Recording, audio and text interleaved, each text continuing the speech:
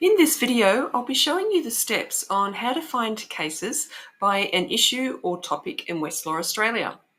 There are three ways to do this in Westlaw Australia that I'll be demonstrating today. And these are, firstly, I'll be using the natural language search ability, which is available on the global search bar on the Westlaw home page. Second, I'll be using the key number system, which is also available on the home page of Westlaw Australia. And third, I'll be using the search terms and connectors to search for cases, which are used via the Cases Advanced Search. So let's jump in to example number one. All right, in example one, let's go to the home page of Westlaw Australia. And up the top is the global search bar. And this is where you can enter in your natural language.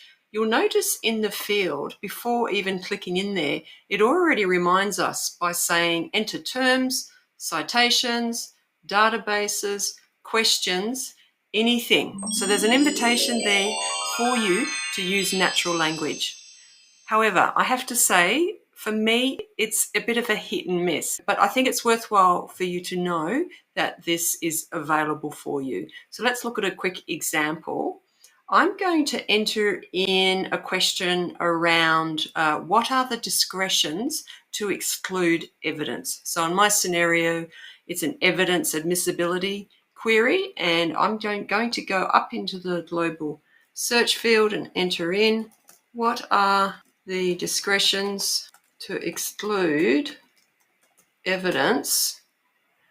And already some search results are coming up, or if they don't, simply just press enter or click search. Great, and my search results are now displayed. So I'm lucky in this search, I was able to get quite a large volume of search results.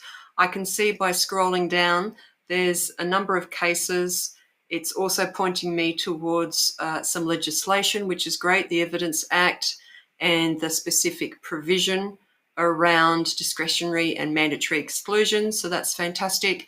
And of course, there's some secondary sources that look really helpful. Let's just scroll back up to the top. You would go over to the filters on the left-hand side here, and you would simply select the appropriate filters to drill down to more relevant and more important cases and information. Anything highlighted in yellow is because that's what you have entered into your search field. This case here, it's gone to the High Court of Australia, so that looks like a great starting point. There's no red or orange flags here on the side, so if I was looking at this for an assignment or preparation for exams, in looking at evidence admissibility issues, I think I definitely would start looking at this Foster against the Queen case. And I might just open that up.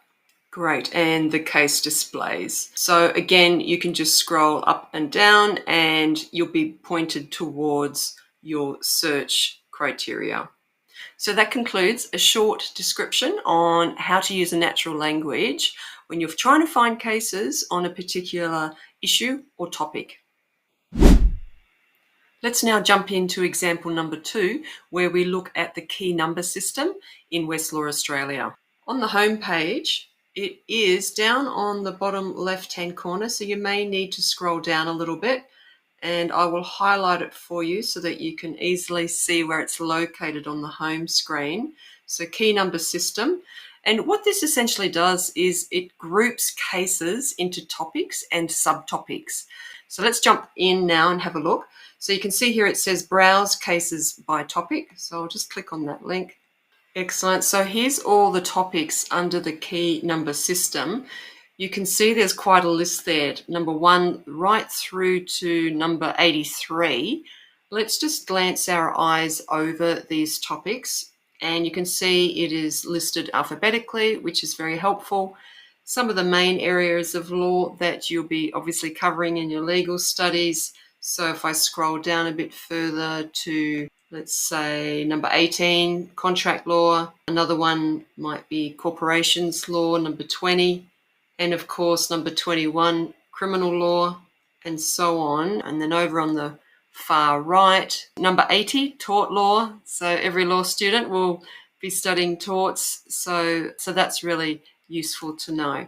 All right, for this example, I'm just going to drill down into criminal law, number 21. Excellent. So now my criminal law topics and subtopics are displaying on the screen. And what I suggest you do is literally just scroll down slowly, and often just by scanning the different sections, you can start to target the information and cases accordingly. Now, I know, for example, that the queries that I have are around my client's confession statement, and I can see here a subtopic, confessions and admissions.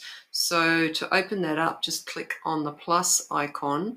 And to drill down further, you may want to just continue opening up any subtopics of interest to you. So here I can see some subtopics that talk about the voluntary element, and these links here will take you to associated cases. So I'm going to click on here. Great, so we can see now my search results are displayed on the screen. There's 16 cases that are listed. So as per usual, you can just scroll down and drill down into any of those cases as required. It's quite good up the top here, and that reflects how I drilled down the hierarchy of all of the topics and subtopics. So that concludes looking at example number 2. Let's now jump into example number 3, where we will be using some of the additional fields available on the advanced case search screen. For this process, on the home screen, just click on all cases, and then in the top right-hand corner, click on the advanced link. The advanced search screen is now displayed, and on this screen here, there are a number of fields that you can use for different scenarios. In this scenario, I want to use the top 3 fields here. So find documents that have all of these terms, any of these terms, and then this exact phrase. So let's enter in my search details. For the first field at the top, I want to search on the word director. In the next field, I want to search on the words liability, duty, and in this next field, I want to search on the exact phrase false statement. And now I can click search. Excellent. So now my search results are displayed. You can see there's quite a list of cases here. My search criteria are highlighted in yellow, so you can drill down where required.